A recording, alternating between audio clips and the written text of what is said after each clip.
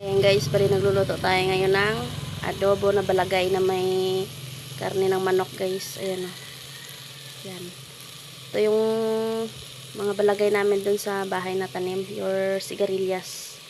Yan, lagyan ko ng manok. Yan. Adobo lang.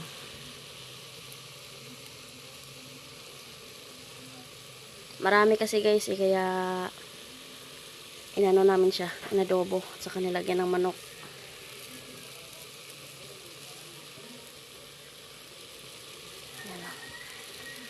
Yan yung ulam namin ngayon guys.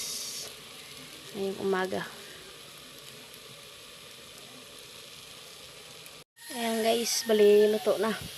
Yung adobo sigarilyas or balagay. Yan.